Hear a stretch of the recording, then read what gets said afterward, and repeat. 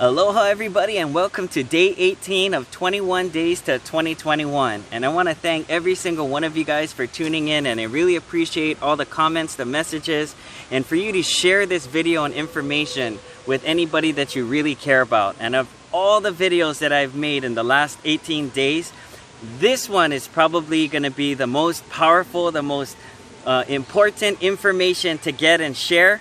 And let me get right into it, because we don't have much time, and 2021 is upon us already, and we definitely need to be in the right mindset and search for the right vehicle that's going to provide us with time. More time in your life, provide us with more money. Not that money's important, but you need enough of it. And if we had enough time and money together, well, then you could probably solve most of the problems or enhance the quality of your life, right? So in the last 26 years, I've spent my entire adult life traveling around the world, and very blessed to be rubbing elbows with some super influential people, multi-millionaires, even a few billionaires, a lot of professional athletes and celebrities and real estate moguls, and people that are just on a whole another plane, if you will. And they always talk about the same things, is what blows me away. You know, being just an average kid growing up in Honolulu, Hawaii, you know, and coming from a middle-class family, you know, we didn't talk about the same things that all of these guys do with their kids at the dinner table, okay? So when it comes to becoming wealthy, you guys know I love my schematics, and I hope you can follow along with this one. But 2 rules that I learned right off the bat for becoming wealthy. Number 1 is you got to stop listening to broke people, right? If you wanted to solve a medical problem, ask a doctor. If you wanted to solve a math problem, ask a mathematician. If you had a scientific problem, talk to a scientist. But the problem is, most people take advice from the wrong people that have the same problems as them, rather than to seek for advice from the right people. So number 1, stop listening to broke people, okay? Number 2 is always ask, where did you get that advice from? So at age 17, I started embarking upon a journey and jumped on airplanes and flew halfway across the world and to different countries and states, and just to spend a few hours of time with people who had the right information. And it cost an exorbitant amount of money, and it made all the difference of the world. We'll talk about cost versus worth in another video. But why is it that most people just don't get it right away? Well, as we all know, the insurance industries of America, well, they do the statistics every single year for decades, and it always comes out the same. 95% of people live a lifestyle called paycheck to paycheck. 5% of people live a lifestyle called financially independent. So if you shared this video or this information, or you talk to somebody about residual income and time and wealth and that correlation, you talk to 10 people, if keeping those same ratios, 95-5, how many of them get it? I got it. I knew that already. And the answer is 0.5. You talk to 10 people, half a person gets it. Okay? So that means statistically now, on average, you talk to 20 people and 1 of them get it. And so I was definitely part of the 19 people when I first came across this information, and it took a lot of work, and it took a lot of studying and practice. And I promise you guys, it's truer than true, okay? And it's not going to be hard to follow. But here's the reality: it's a difference between content versus context. As we talked about in a previous video, we're born and bred and raised in the education system to be the perfect employee. And becoming an entrepreneur and being your own boss, and they don't teach Wealth 101 in college. If they did, I would have taken that class, right? And when you dump all of this content into somebody's context who they just simply weren't brought up that way, they weren't trained that way, what's going to happen is it doesn't stay in there, it spills on over, okay? So Mr. Robert Kiyosaki, it's a great place to start with any one of his books: Rich Dad, Poor Dad, Cash Flow Quadrant, Financial IQ. But he hammers this, and a lot of my mentors talk about this as well. It's the cash flow quadrant. There's just 4 ways that we can make money. The E, S, B, and I. E standing for employee. This is where 95% of people exist. 95% of people are employed. Well, I don't know about during COVID time, but 95% of people work for a company, and 5% of people are business owners. 95% of people financially paycheck to paycheck, 5% of people financially independent. Is there a coincidence? I think not. But I'm just telling you guys, why do people get stuck inside this quadrant?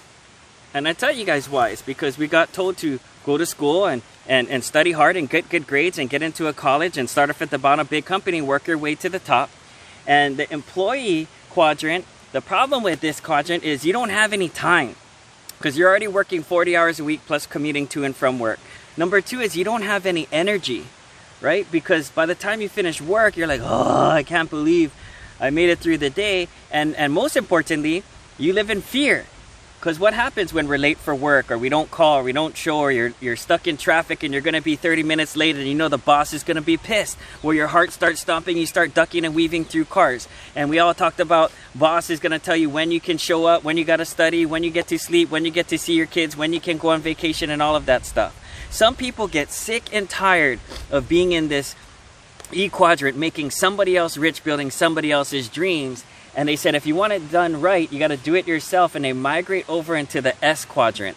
Now, the S quadrant stands for specialist or small business owner. Except now you don't work 40 hours a week. You work 70, 80, 90, 100 hours a week. I mean, there's no calling in sick.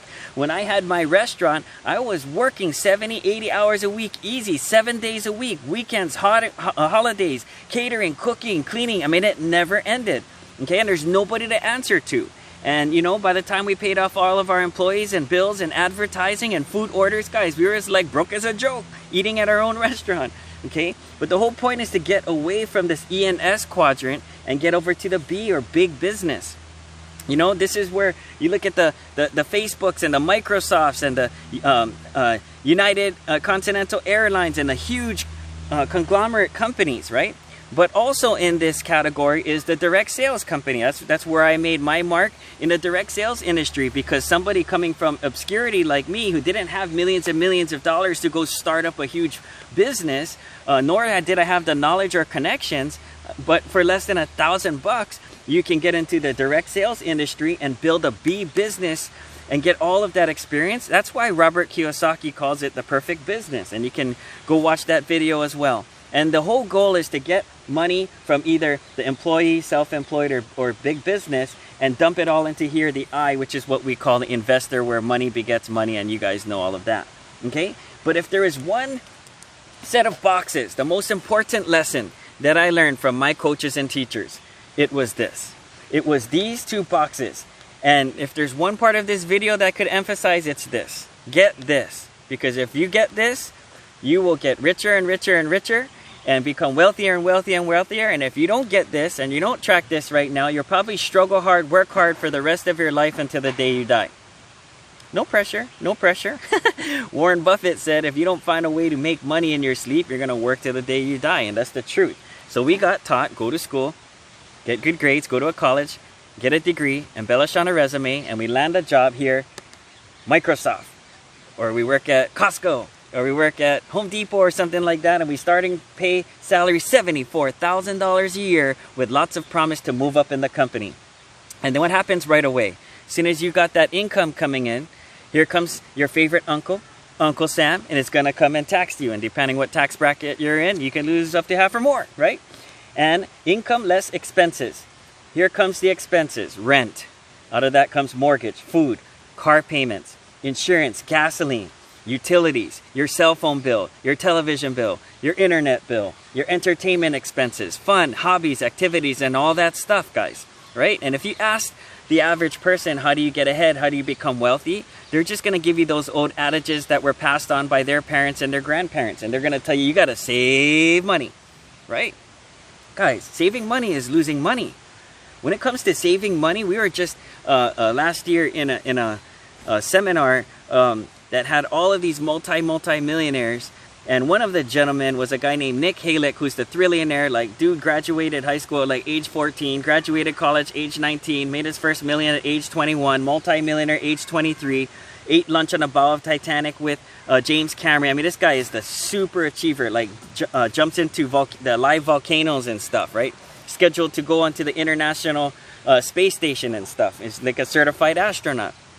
But he said, if you are not making 9%, and this is last year, 9% on your money, you're losing money.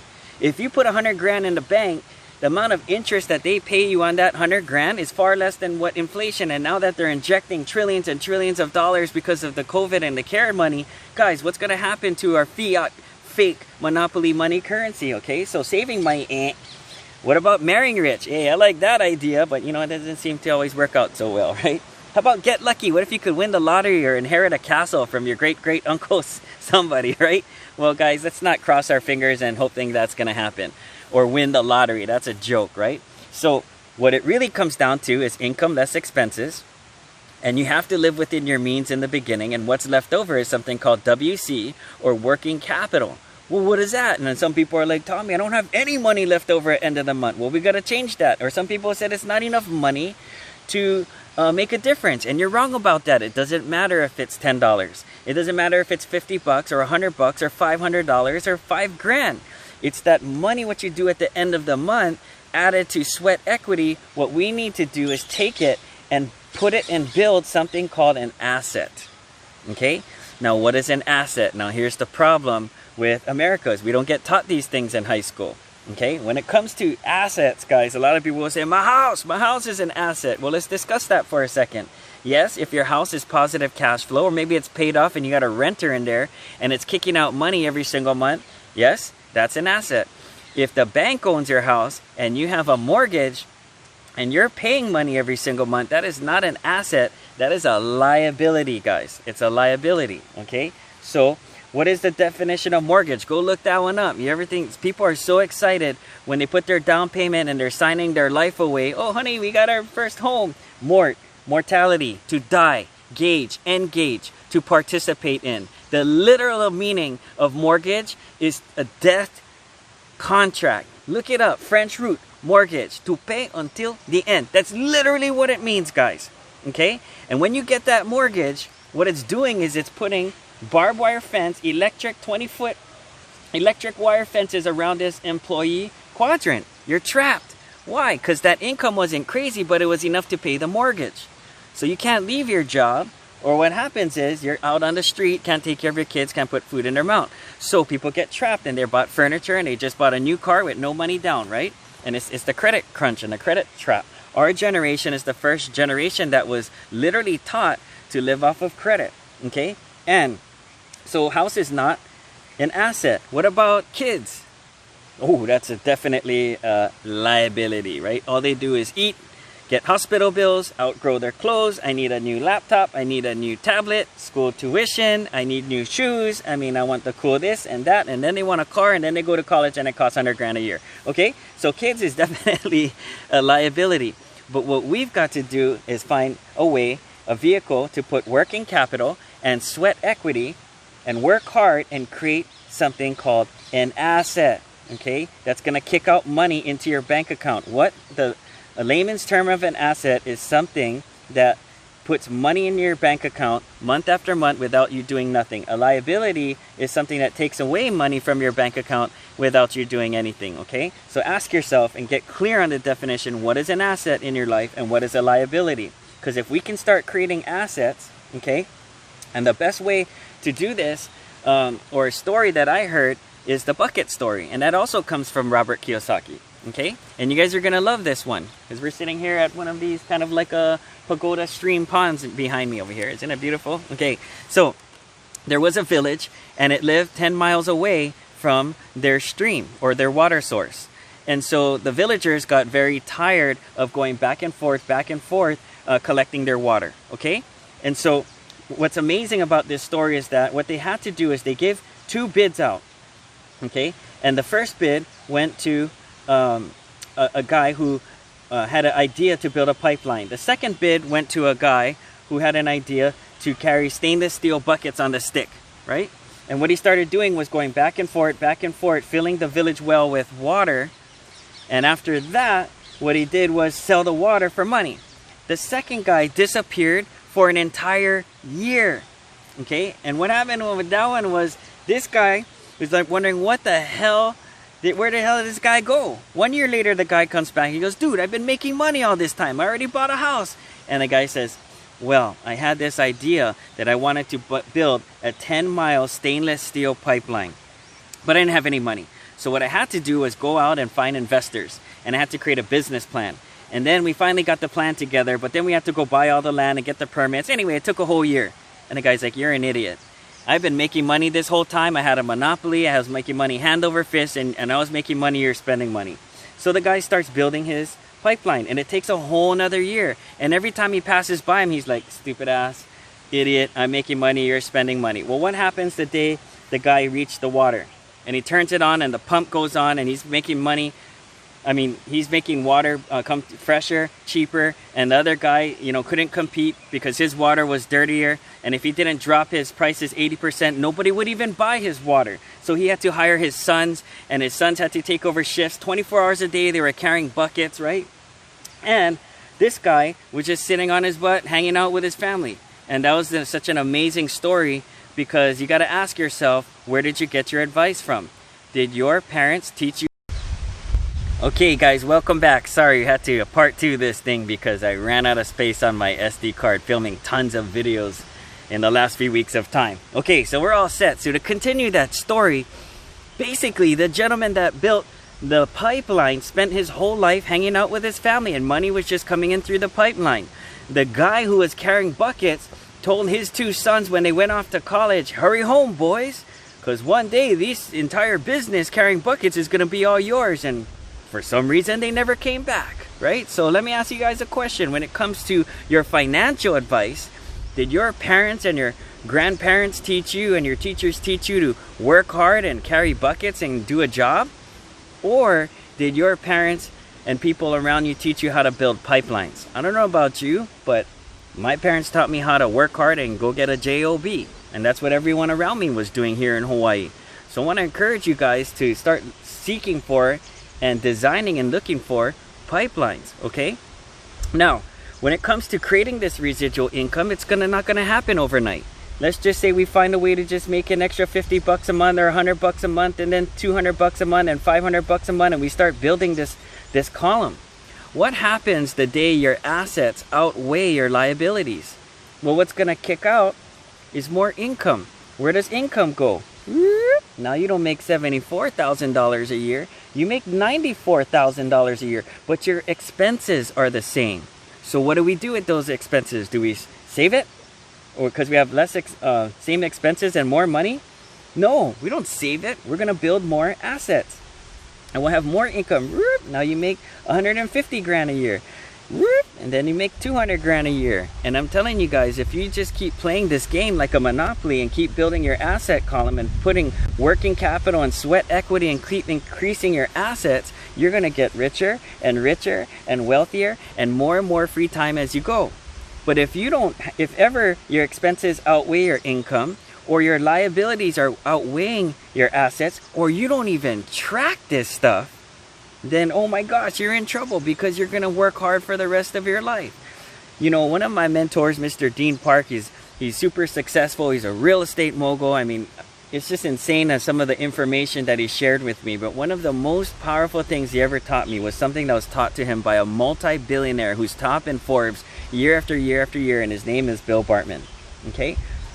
And he talked about the 3 things that multi-billionaires look for, okay, in a vehicle. And the first thing was UVA. And UVA stands for undervalued asset. So undervalued asset is if somebody could sell you a nice watch like a gold Rolex that's worth 20 grand, and they tell you right there on the spot, here, I'll sell it to you for 5 grand, would you buy it? 100%. Why? Because you could take that watch and sell it tomorrow for 10 grand and make 5 grand right off the bat. What about real estate? If somebody was in trouble and they were a motivated seller and they're going bankrupt or foreclosing, and you could pick up their property for pennies on a dollar, would that be a wise thing? 100%. But a lot of times people are not aware that something is an opportunity, number one, or number two, they're not in a position to take advantage of it. Okay? But we're always going to find undervalued assets out there. The second thing is residual. We just talked about the bucket story.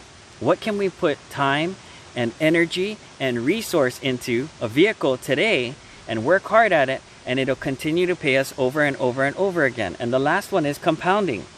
And that's not hard to understand, but we've all seen what happens to compounding interest, or we all seen what happens to things that grow exponentially on the internet. Look at Twitter, look at Facebook, look at Amazon, look at all the things, YouTube, that we're watching right now.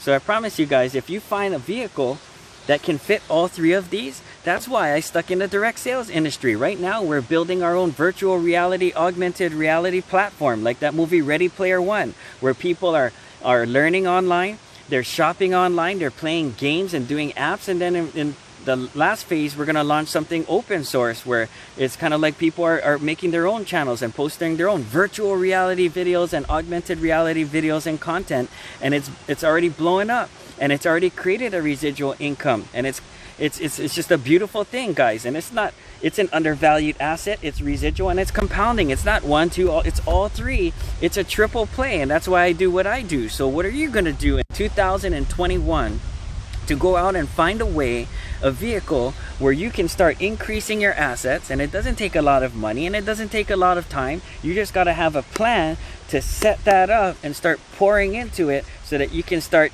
outweighing some of these liabilities. And we're going to grow your income in 2021. Imagine if somebody that never had financial education at all, was just born and raised and never came across them, and they watched this short little video which is 20 minutes long. What would happen to their context? Could you imagine that it could grow just a little bit?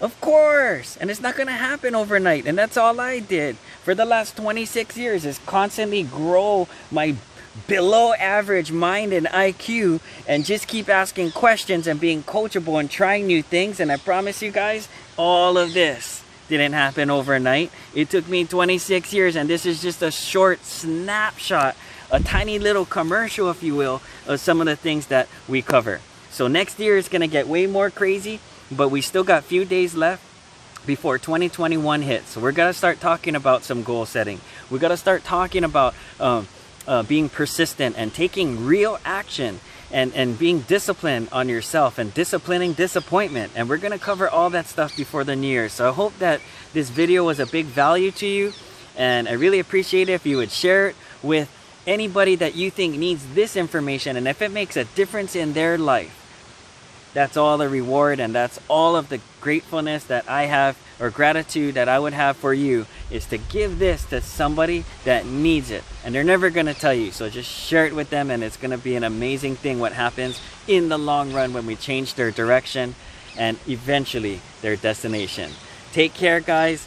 Warm alohas from Hawaii, and I just wish all of you guys were here hanging out with us on the beaches and in the mountains. But first, we got to get more money and more time in your life. Take care, and aloha.